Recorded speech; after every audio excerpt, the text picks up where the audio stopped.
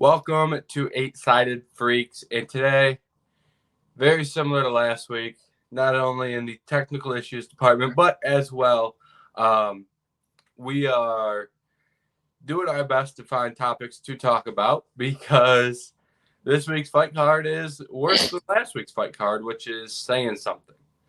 So that is the plan for today, to do our best to come up with some topics, and we actually did manage to come up with a couple. We're going to do some recap for UFC Denver, and we're going to do a brief preview for next week, UFC Vegas 94. We're not going to go too in detail because there isn't much to go in detail on. And then we're talking about Kamaru, Usman, and Dustin Poirier. Both have teased some potential opponents, so we're going to talk about who we want to see those guys fight. Then we have one fight announcement, which is Brendan Allen versus Nasruddin Imavov. We're going to give our thoughts for that. That's going to be the UFC Paris co-main event.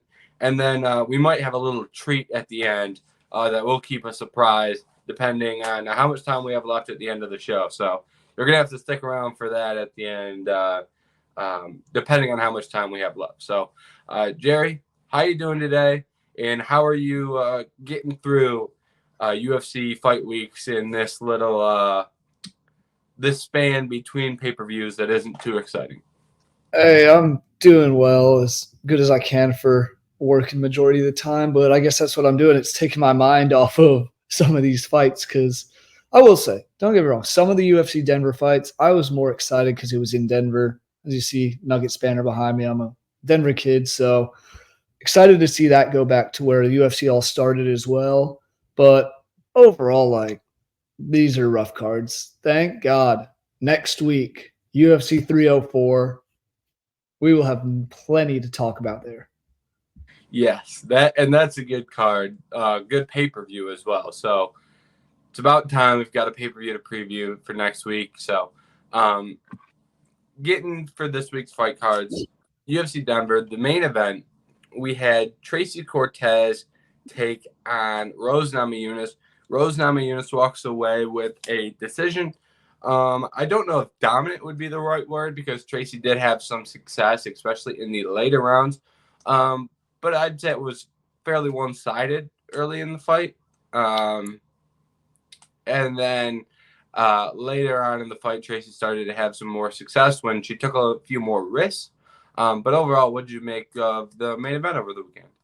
I mean, it wasn't anything too crazy. The weigh-in was a little weird with Tracy Cortez having to cut her hair to make weight and all that, but kind of what I expected. I thought Rose would come out early and kind of win the first couple rounds, and Tracy would look a little better as the fight went on and get into it more. And then just at the end of the day, Rose did too much, a little too soon for Tracy to come back and get the win. Yeah, I think I agree with that because I thought Tracy was going to have a good amount of success in the later rounds, which is one of the reasons I picked her, as well as some grappling success, which she didn't really grapple that much at all, which was a surprise to me, especially early. I think the first takedown she attempted, she got to the back, didn't result in a ton of offense from her, but I thought we would have saw more takedown attempts. We didn't, but it is what it is.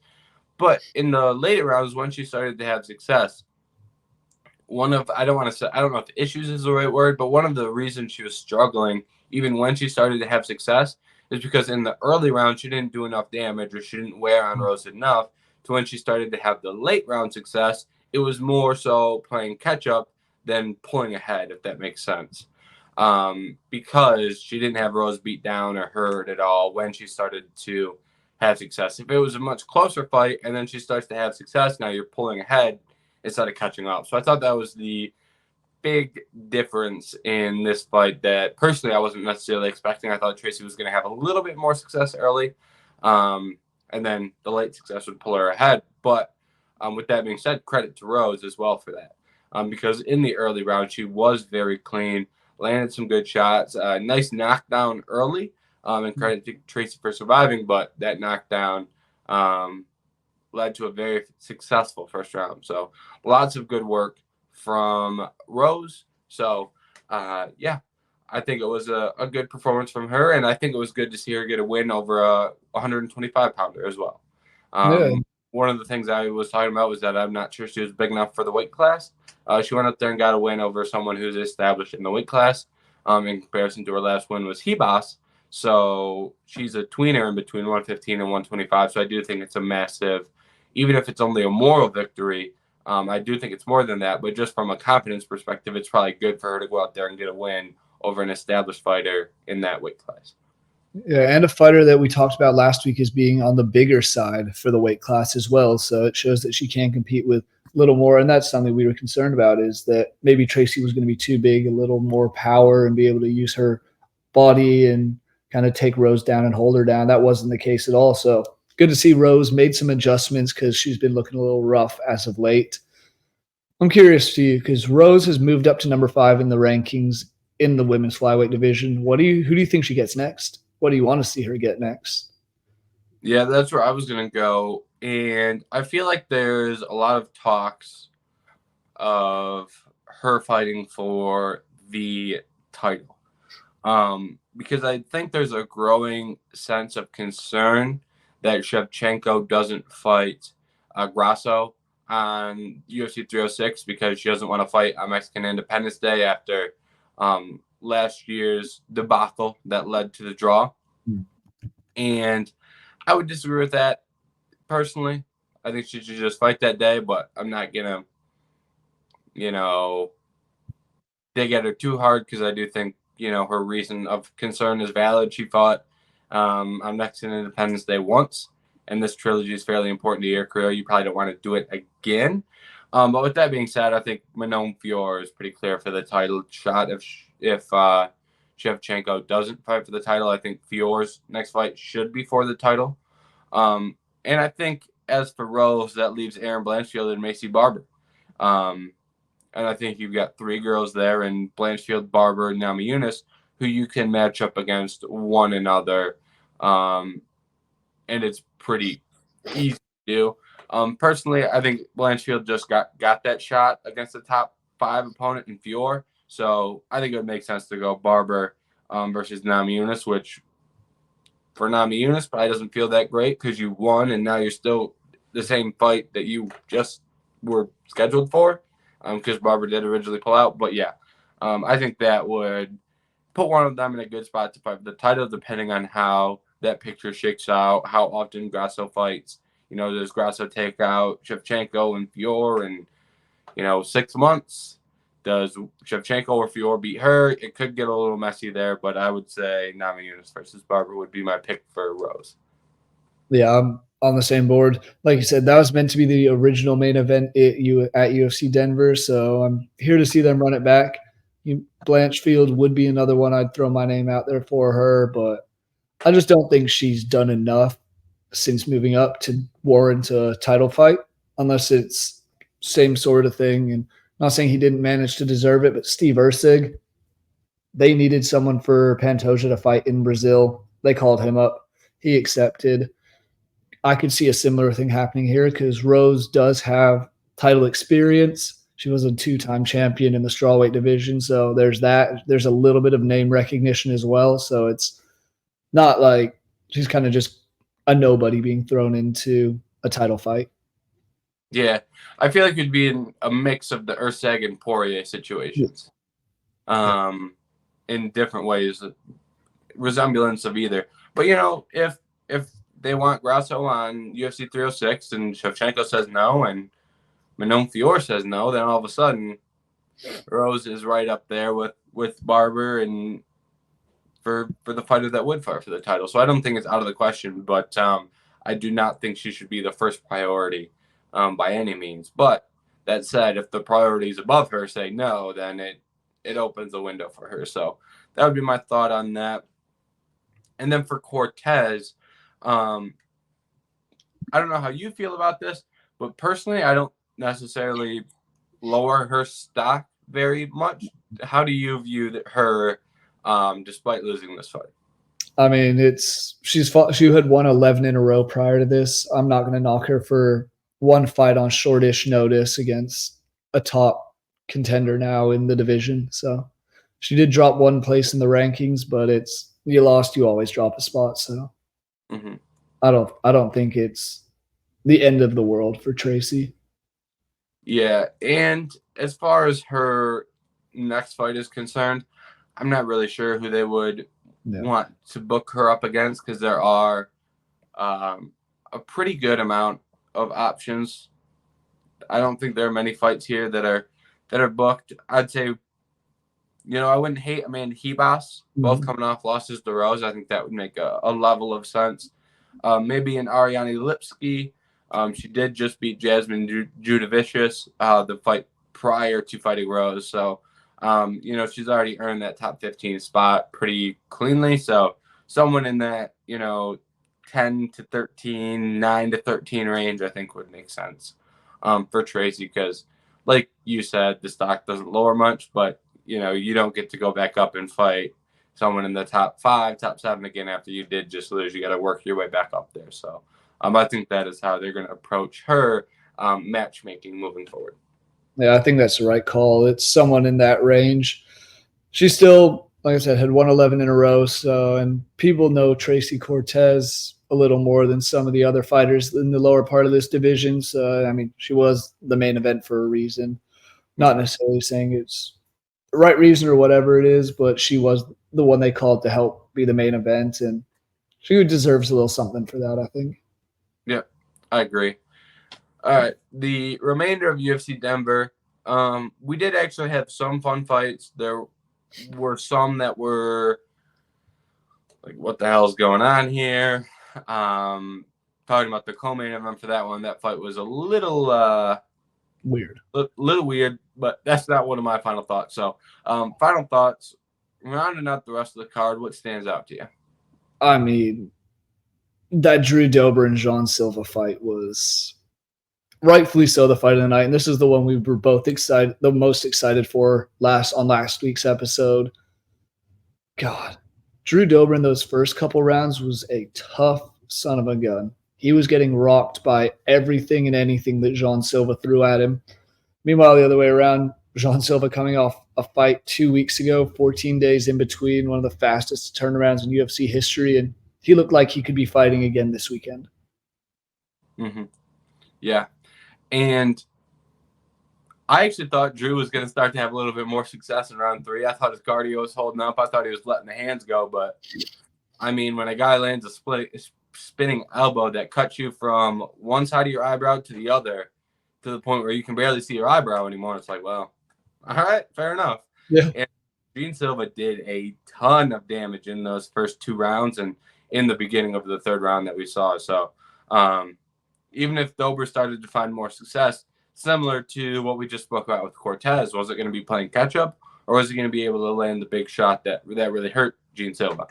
That's obviously hypothetical because, like I said, Jean Silva went out there and landed a ton of damage. And I was not high on Jean Silva coming out of Contender Series, and the reason was I just didn't really see – he got fairly beat up in his Contender Series fight, and in hindsight, go find that guy. I believe that was Kevin Vallejos. He had a decent amount of success against Jean Silva, so bring him back, please.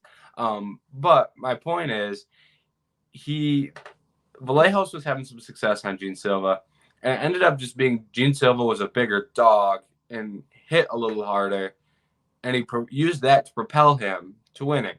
And I thought, is he going to be able to be the bigger dog in every UFC fight that hits harder, that's just going to go out there and do more damage? Well, he can take damage, and it's okay because he's a dog. I was like, it's not an easy thing to project. Well, he goes out there, does it in his first fight against Weston Wilson. I'm like, all right, Weston Wilson sucks. So that's expected. Then he goes out there and does it against Charles Jourdain, and I'm like, all right, well, that's something. I like Charles Jourdain. I think he's good. And then on 2 weeks' notice, he's going up against Drew Dober. And I'm like, there's no way he can use that game plan on short notice at elevation against Drew Dober.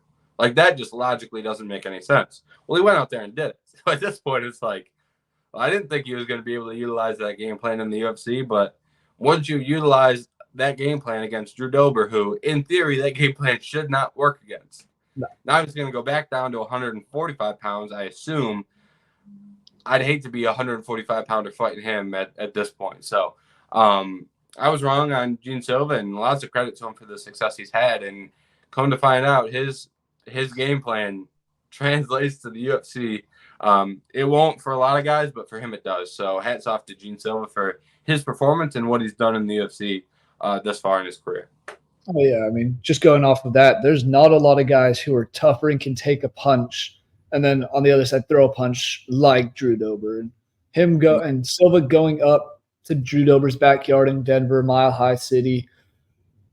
He did not look that tired. He looked like his cardio held up really well. And I'll say that's kind of just a general theme for this whole card. I was worried that the cardio would be an issue for a lot of these fighters. It wasn't really the case. So hats off to all the matchmaking and making sure you guys have the right guys, because we've seen Salt Lake City cards where it just looks ugly as the later rounds go on. But I'm curious what Silva does next. I know it's because, I mean, you go and beat a guy like Jourdain in the fashion you did with a nasty walk-off uppercut. Then you go and dismantle Drew Dober's face. Do you want to see him get a ranked fight yet, or is it still too early? Because he is only 27 as well, which is kind of a scary thought. I'm fine with a ranked fight. I mean, if a lightweight beat Drew Dober, I'd say they deserve a ranked fight at lightweight. Like, every single time someone loses to Drew Dober, they get a ranked fight. Like, Frevola beat him and got BSD, a ranked fight. So every time someone beats Drew Dober at lightweight, they get a ranked fight at lightweight. So I would just, I think that translates to a 145-pound ranked fight, especially considering he's got the Jourdain win under his belt. I'm not sure that Jourdain is the type of win that automatically gets you a ranked fight at 145, but it gets you pretty close at a minimum. It gets you one away. So when you put those two together, let them fight in the rankings. I'm 100% fine with that. We've talked about Dan Ige wanting to fight and kind of deserving a fight at the Noche night. Would you entertain that? I would. I would. That's the name that stands out to me. Of he's ranked 14, so it's nothing too crazy, but that would be a hell of a fight. That would be an insane fight. That would be crazy.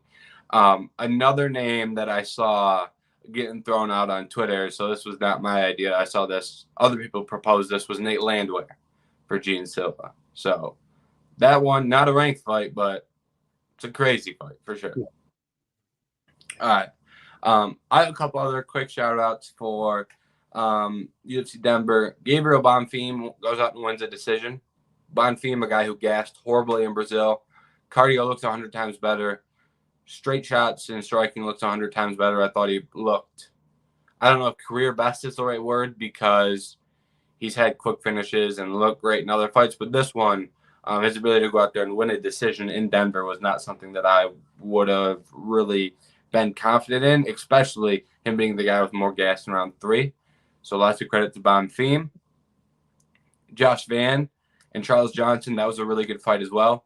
Credit to Charles Johnson for finding the knockout in round 3, but not very often someone gets knocked out and I leave very impressed with them, and that's the case for Josh Van. He looked pretty good despite the knockout loss. I think he was en route to winning that fight if he didn't get knocked out in the 3rd round. And then last one, Montel Jackson, 18 seconds over Damon Blackshear. Big win from him. And he's a guy who has all the physical traits in the world, a lot of great skills. 18-second knockouts are something that he can honestly probably do again if he keeps fighting at that level. So Montel Jackson, a name always to look out for. Yeah, that was a nasty, quick finish. It was a nice knockout. Did what he had to do and kind of just walked him right down and got the 1-2, and it was over. The only other one I want to put out there, and it's not even a fight that was a good fight or anything, but why did it seem like Cody Brundage quit? When is the UFC going to kind of cut him? Well, the Cody Brundage story is interesting because let me pull up his record to make sure I'm not giving out false information, but a lot of his wins have been and this isn't the first time he's done this. He was going to lose to Jacob Malkoun and takes the DQ. And he was riding 3 consecutive losses. So if he lost to Malkoun, he probably gets cut. He was going to lose to Malkoun, got hit in the back of the head, takes the DQ win. And then he slams Zach Reese. If Zach Reese and Cody Brundage fight 100 times, he may only get a slam KO one time. Like, it's not a very repeatable outcome. And then he fights Bo Nickel and obviously loses. And when you fight Bo Nickel, you don't get cut off fighting Bo Nickel. Yeah. Like, it's just like, you're a guy that was in danger of getting cut, but we're going to do you a solid. You take the Bo Nickel fight, you're not going to get cut. But you need to win the next one. And then here's the next one. And it's a no contest because he got hit in the back of the head. So I don't know what we're going to do with with Cody Brundage, but we run him out there again, and guess what we're in risk of having happen? The same thing, where he gets hit slightly in the back of the head, or he gets, a slight kick to the groin and maybe a small eye poke. And not to say that those things can't result in the fight needing to be stopped, but how often do we see them result in the fight needing to be stopped on like a percentage basis? Like, it's more rare, honestly. So I don't know. I just struggle seeing him on a UFC card and expecting a good fight at this point.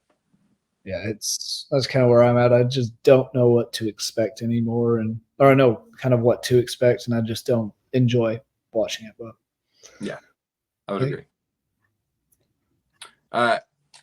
UFC Vegas 94 is going to hopefully be the worst fight card of the year on paper. And I say it's hopefully going to be the worst fight card of the year because if we get something worse than this, I'm going to be fairly upset. Hopefully, we don't get anything worse than this. So we're not going to go too far in detail on some of these fights. Main event, Amanda Lemos versus Verna Janjuroba. It's kind of an important fight, not as important as last week's main event. And for anyone that's like, oh man, I wish I would have went in depth on UFC Vegas 94. The preview and best bets will still be out, so there will be plenty of places to get in-depth thoughts on this card, on this main card, all 6 fights. Don't say I don't give you effort on the previews because you're getting all 6 fights, UFC Vegas 94. I'm working through whatever we've got going on here and giving you the preview. So we're not going to go in depth on the podcast, but the preview will still be out if you're dying to get in-depth thoughts on this card. So we're going to do a quick roundup here. Jerry, UFC Vegas 94, are there any fights that stand out to you or any fighters that really pique your interest? Honestly, not really. I used to like watching Brad Tavares fight a bit, but he's definitely not the same anymore. Mm-hmm. Curious, maybe Cody Durden. He's one of the few ranked fighters on here, and flyweight needs more exciting contenders, so maybe he can come out and put a show on and make a name for himself and start progressing up that division. Otherwise, there's Bill Algeo. We talked about one fight, the Brian Kelleher and Cody Gibson, where we know both these guys, and it's just not a great fight for that reason. So it's overall this one, and then, he opened with Muhammad Usman, who I personally don't think he's that good. So, no. But that probably will mean someone is going to get finished with 2 big athletes.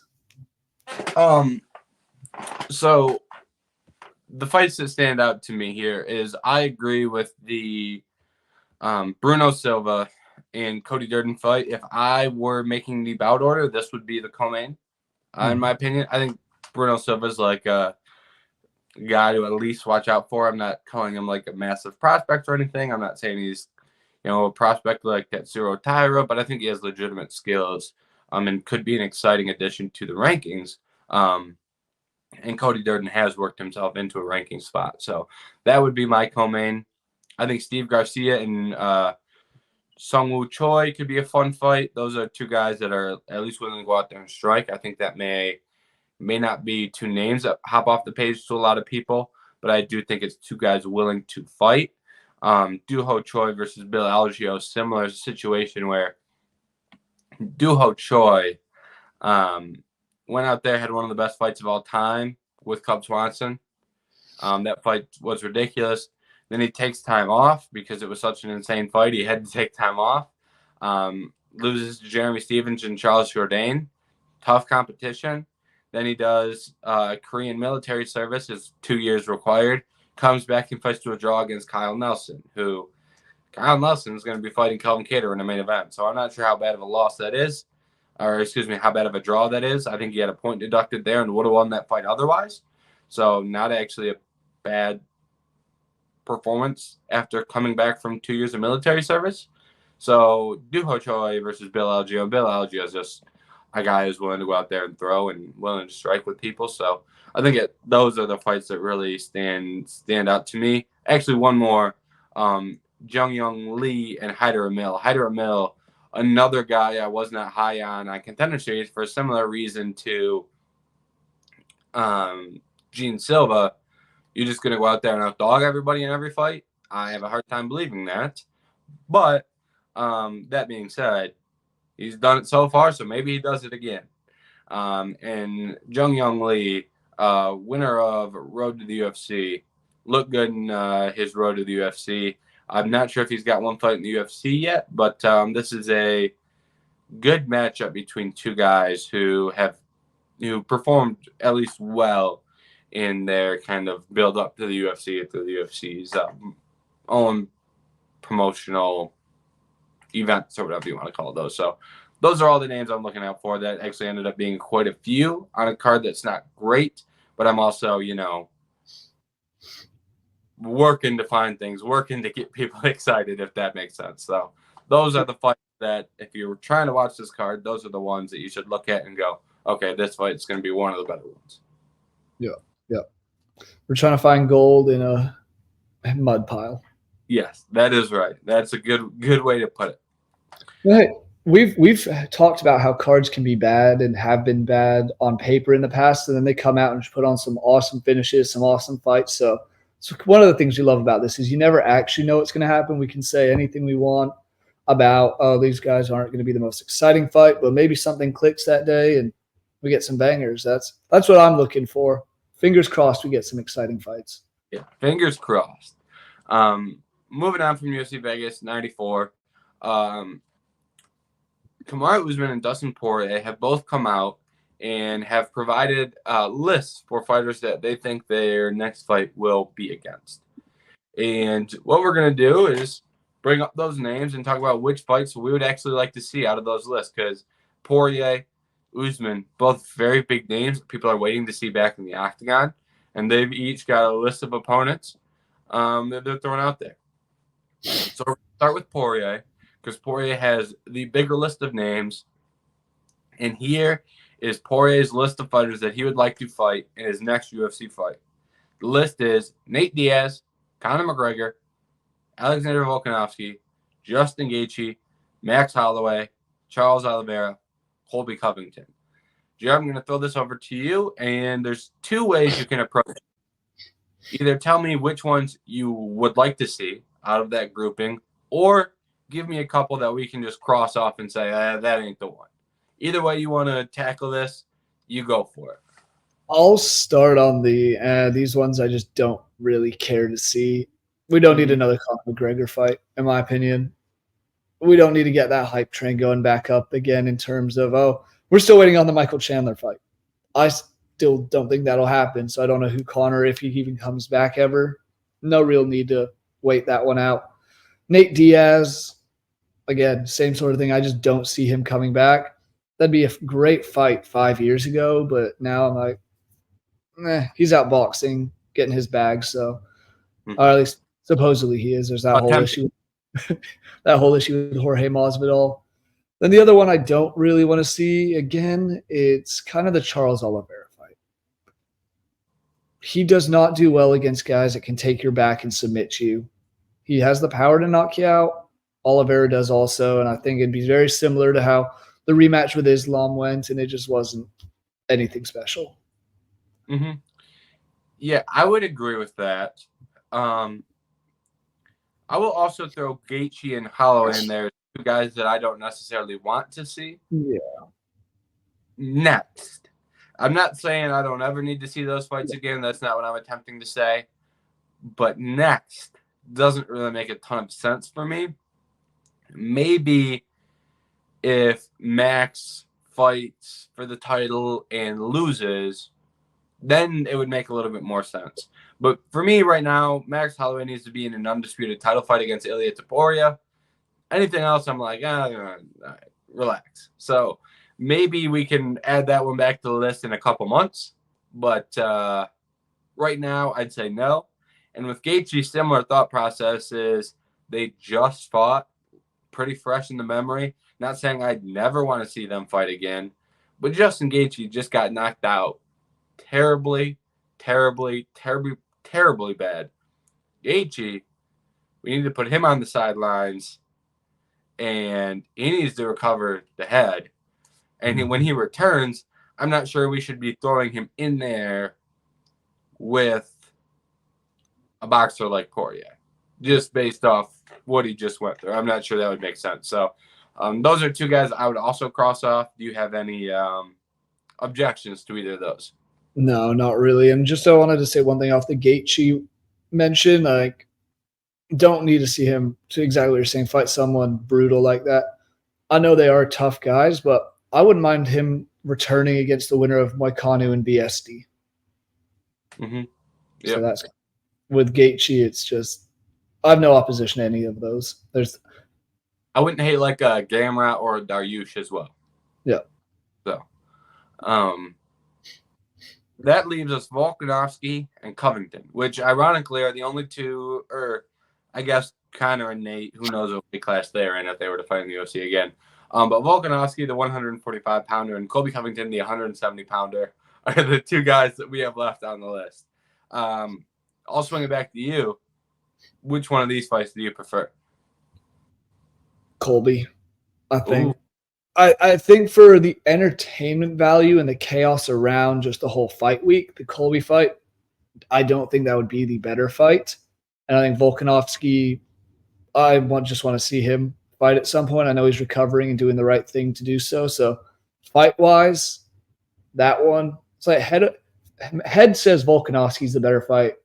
Heart says I just want to see Colby and Dustin just start jawing at each other and see what happens. Very similar thoughts as well from me. From a fight perspective, I think it makes a ton of sense to have Volkanovski fight Poirier, just from like what are we going to do with both of these guys like aspect. Like, what do we do with Volkanovski if we know he's not fighting for the title at 145 pounds? If we want to send him in there with a Sterling, with an Evloev, with an Arnold Allen, and then you've got the guys he already beat for the title, like Cortez, like Rodriguez. To me, there just aren't a ton of names that I'm really want to see him fight at 145 pounds. And I think if you send him up to 55 to fight Poirier, that gives you a fresh matchup. And I'm not sure that Poirier is going to be fighting, anytime soon. Like, maybe it's before the end of the year, but if it's let's say it's a 5-round fight on the John Jones and Stipe Miocic card, I'd be very happy with that, and I think that would be good recovery time for both of them. I think that'd be a logical time for them to meet up in a fight. So I think that would make a lot of sense from a logistical standpoint. And as far as Colby Covington goes, it's that's one where there's just something about that fight. I want that fight. So I'm not complaining about either of those options. So there's just something about a Covington fight that would be hilarious. And I think Dustin, it's funny because I think Dustin beats the crap out of him in the boxing. But Dustin Poirier's takedown defense is so bad where Colby might actually land takedowns. It's a very funny matchup, in my opinion, to where I don't trust one of them striking. I don't trust one of them's grappling. Let's see what happens. It would almost be more comical than anything. So I'd be fine with either of those fights. Long story short. Yeah, 100%. It's a true striker versus grappler in the Poirier and Covington one. What opposed? If say just one more thing. Say Poirier fights Volkanovski, loses, send him to Colby. Let's just do that after. So that is true. That's a good point. One name that isn't on here that I would love to see is Fiziev.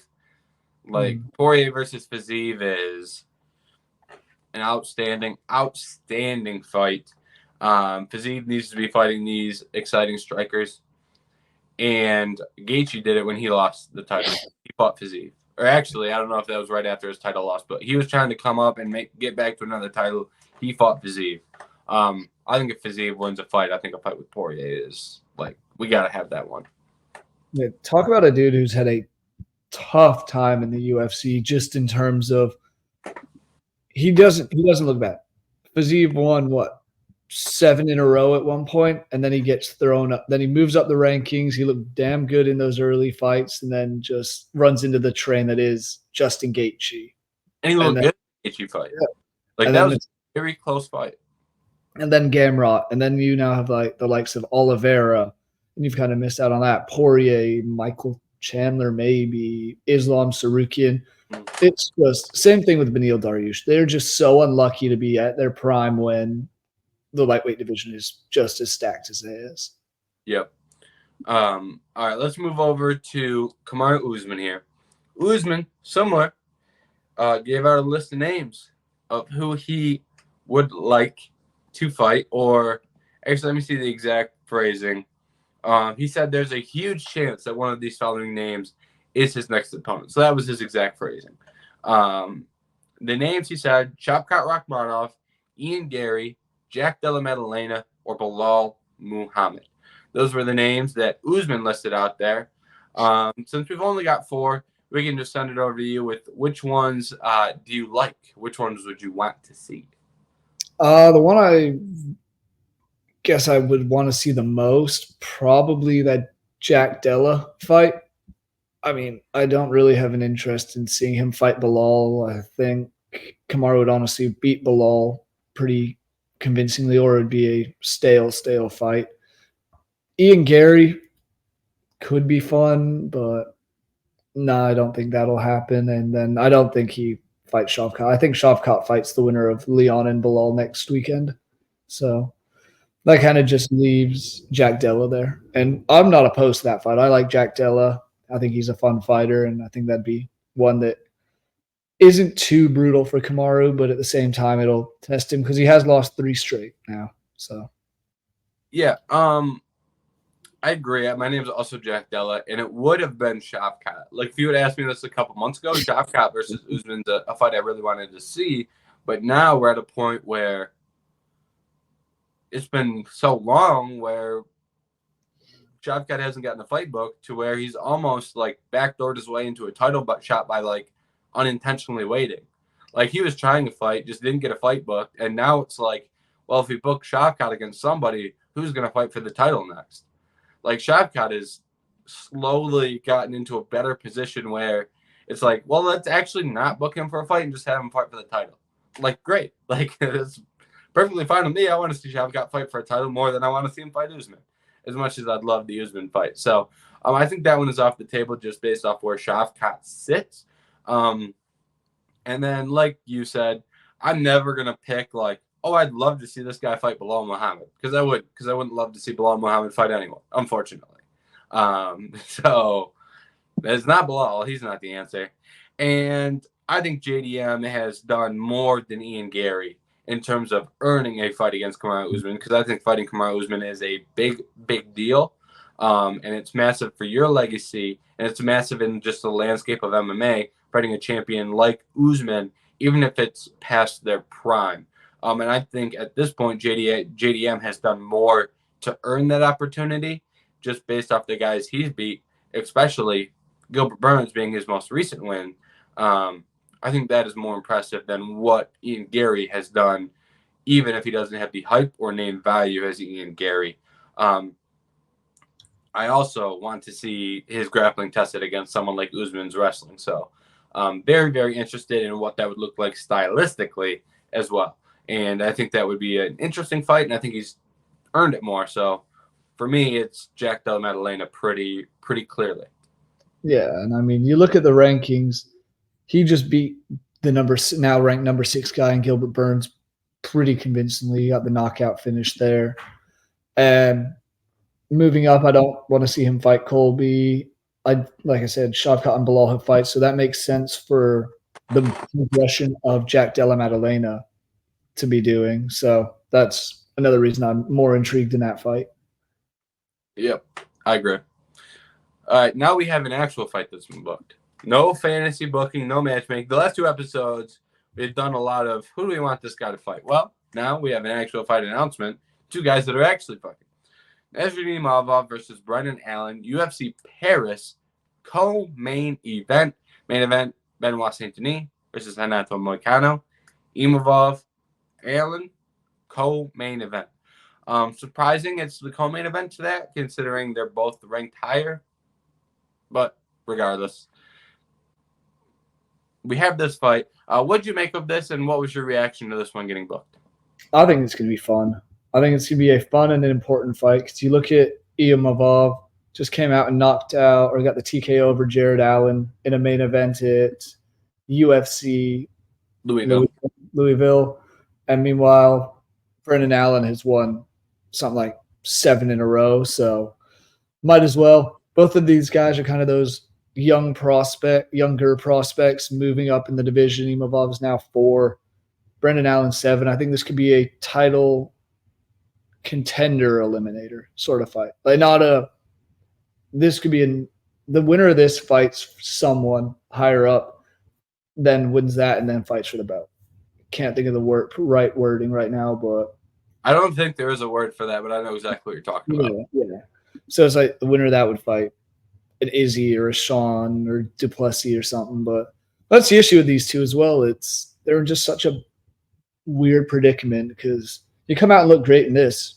You still have 3 guys potentially ahead of you who are all in line for the belt. Yep. I agree. And I was kind of surprised to see this fight because in my mind, you beat Jared Cannonier. Now he's going further down to fight Brendan Allen, as in talking about Imavov, honestly. So that didn't make much sense. And then you go, well, who is he going to fight?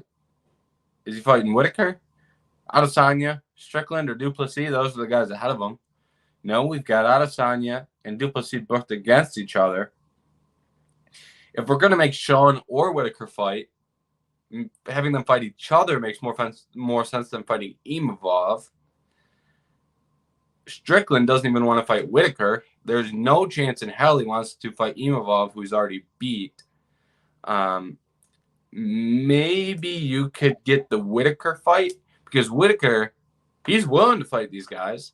Like he has his whole, since losing to Izzy for the first time, like his whole career has been fighting guys ranked below him because he's been ranked number 1 for so long up until he lost to Duplessis. He would be ranked 1 as he would be the champ. He wouldn't be able to get the title fight. So he'd fight guys ranked below him. Last fight, he agreed to fight Hamzat Chimaev, ranked below him. And he ends up fighting Nikro Maliskarov, not ranked at all. So I think Whitaker would do that, but then it comes down to dates and, well, maybe they are going to try and make Whitaker Strickland.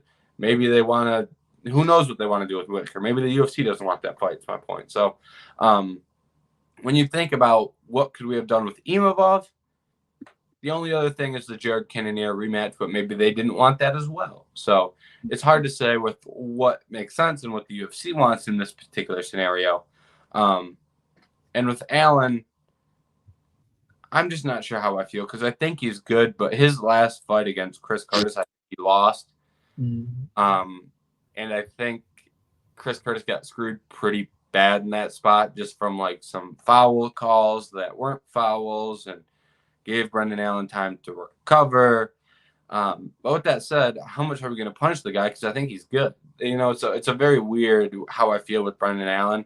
I almost would have preferred to see someone like him fight someone like Marvin Vettori, but Vettori's been MIA.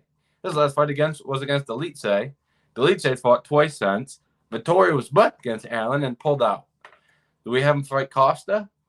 Like, good luck getting that fight signed. Do we have him fight Hansen? What does that tell us? So when you really dig into what was going on here, it's like, who the hell did both these guys fight? Each other. So long-winded way to say, I understand how we got to this point. It makes sense when you start trying to figure out why didn't he fight this guy? oh, well, it doesn't make sense for that reason. So it just ends up being the two of them against each other. So I guess it makes sense. Yeah, I'm also thinking Imavov fighting out of Paris. Mm-hmm. He wanted to fight at UFC Paris. No one else maybe was available. No one else wanted to, except for Brendan Allen. So it's one of those things like, here's your option. You don't fight in your home city now, or you fight this guy. Your choice. And you're going to take the fight against whoever, whenever. So, yeah. And it's a 3-round co-main event. And if they wanted Nasruddin Imavov to be the co-main event, how do you think Cannonier felt when he got the offer finding out it was 3 rounds? Because in theory, Cannonier has great cardio, and he probably wants rounds 4 and 5 against Imavov. Like, just, I know he won 2 of the first 3 in the last fight, but in theory, Cannonier is a guy with good cardio, probably would like the last 2 rounds. So there's also a chance that that was a hold up as well. Because I'm sure there's guys who want the extra 2 rounds. Imavov probably preferred the co-main, where he could just sprint for 3 rounds, and he's very good at that. So that's also another layer to this that I think is important. yeah. All right. So we're at 46 minutes. So let's talk about our little I don't know how big of a surprise this is going to be to some people, actually. But I didn't want to say it at the beginning of the show if we didn't end up talking about it. Conor McGregor has basically come out and said, I've got 2 fights on my contract, and I want to fight in bare knuckle after that. Or he said he's eyeing bare knuckle, which he has become I don't know if he is the sole owner, but he is definitely at least a part owner in bare knuckle, and he has done some legwork at promoting bare knuckle, which for me, fine. I enjoy watching bare knuckle more than most people, I'm willing to assume. But for Conor's sake, what do you make of him teasing? And also, in the past, before he was even an investor in bare knuckle, he did a face-off with Mike Perry in bare knuckle just randomly. So this isn't the first time he showed interest in bare knuckle. What do you make by Conor showing some interest over in bare knuckle? I mean, it's more interest than it seems like he's showing to fight in the UFC at the moment. That's my big question. He has 2 fights left. I don't think he's the kind of guy that would breach his contract. So 2 fights could be another 4 years. That's my one thing. At that point, he would be what, 40? Or wait, is he 36 at the moment or 35? I think he's somewhere around there. But nonetheless, it would be a while, in my opinion, until he would be fighting in bare knuckle. I'm not sure. We've seen Mike Perry have some success. We've seen Yoel Romero have some success. But it's like, I don't know if Conor has the power to do it or the dog in him like Mike Perry does. Yes. So Conor is 36. So he'd be quite old. I will say, Conor would hold like the amount of technical advantage Conor would hold in any bare knuckle is like it's be unreal. And like the old Conor, where he was talking about precision and being a precise striker, like that with no glove and just touching somebody on the chin, very, very interesting. But today's Conor, I think you hit the nail on the head, is I don't know how much dog we've gotten there. Like, you've got hundreds of millions of dollars. We're fighting guys without gloves, and it's just, I'm not sure how much that would really appeal to a guy with hundreds of millions of dollars. And then we're talking about who does he fight? Like, I don't like. You have to have a name fight for Conor McGregor in anything. So I feel like it would have to be Nate or Jorge. Yeah. Like, and Mike Jorge, Perry. yeah, Mike Perry as well. I think those are your options. Maybe Eddie Alvarez. He's fighting at 170 in bare knuckle. Maybe. I'm always down to see Mike Perry and Eddie punch guys without gloves on their hands. So there's a level of interest no matter who they fight. But I maybe that's his route that he wants to go to try and get one of these fights that he's been rumored within the UFC that those guys are no longer in the UFC anymore. So, but I just don't know how much I see it happening. I'd say about a 3 out of 10 would be my level of expectation for this actually happening. Yeah. And I say 3 because Conor just may be hyped up enough, if you get what I'm alluding to. It may just be hyped up enough to say, that's a great idea. Let's do it. Why not? Let's do it. Yeah. So I think there's always a chance, but I'm never, if you made me bet, I would bet against it, is my overall point. Yep. I mean, hey, you look at, we're talking about the age of him.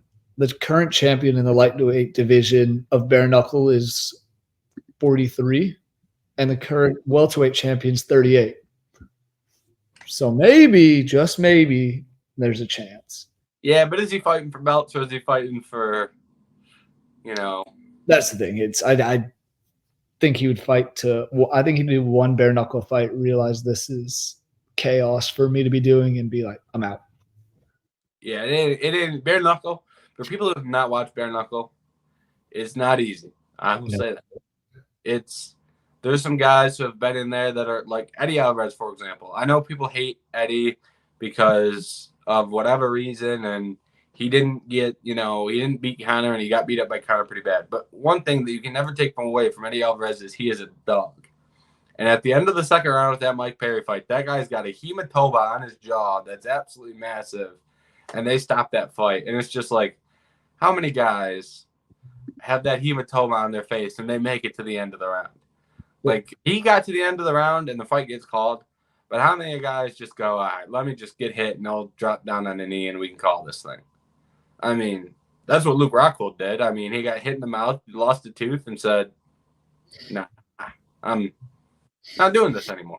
And that's one of the only problems with bare knuckle. There's a lot of guys are in there doing bare knuckle, and it hurts a lot, and they say, screw this. So that would be the concern with Conor. I'm concerned about that in his next UFC fight, let alone a bare knuckle fight.